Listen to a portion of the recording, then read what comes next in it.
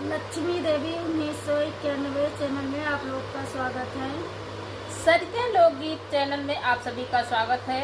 आज हम बहुत ही प्यारा नट का गीत सुनाने जा रही हूँ। अगर ये गीत अच्छा लगे तो लाइक शेयर कमेंट जरूर करना और ज़्यादा से ज़्यादा शेयर करना। बहुत ही प्यारा गीत है और अपने दोस्तों के साथ भी एंजॉय करना। लीजिए आप लोग सुनिए और आनंद लीजिए इस गीत का। खुश भैले दशरथ कई मनवा जनमाल है चारौ ललनवा। खुश भये दशरथ कई मनवा जनमाल है चारौ जनमाल है चारौ ललनवा। खुश भैले दशरथ कई मनवा जनमाल है चारौ जनमाल है चारौ ललनवा।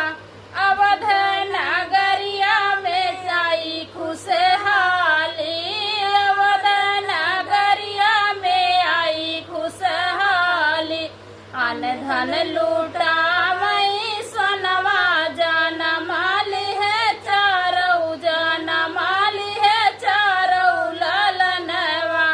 अन धन सोनवा लूटावई जनमाल है चारौ जनमाल है चारौ ललनवा।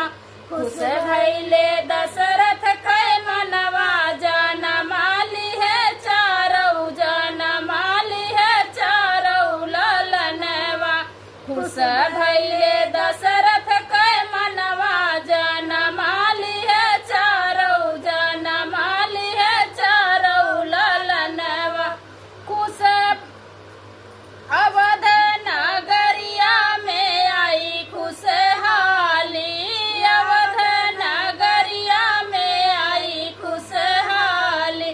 बाज रहे बजो बजनवा जनमाल है चारौ जनमाल है चारौ ललनवा।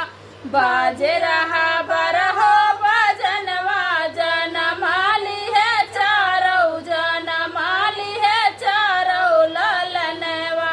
खुश भैले दशरथ कई मनवा जनमाल है चारौ जनमाल है चारौ ललनवा। खुश भैले दशरथ कई मनवा जनमाल है चारौ जनमाल है चारौ ललनवा।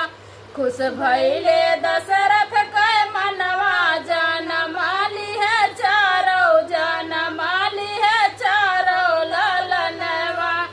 जनमाल है चारौ धन भैले दशरथ गगनवा जनमाल है चारौ जनमाल है चारौ ललनवा। धन भैले दशरथ गगनवा जनमाल है चारौ जनमाल है चारौ ललनवा। ये गीत कैसे लगा आप लोग जरूर बताइएगा। फिर मिलती हूँ अगले वीडियो में, तब तक के लिए बाय बाय।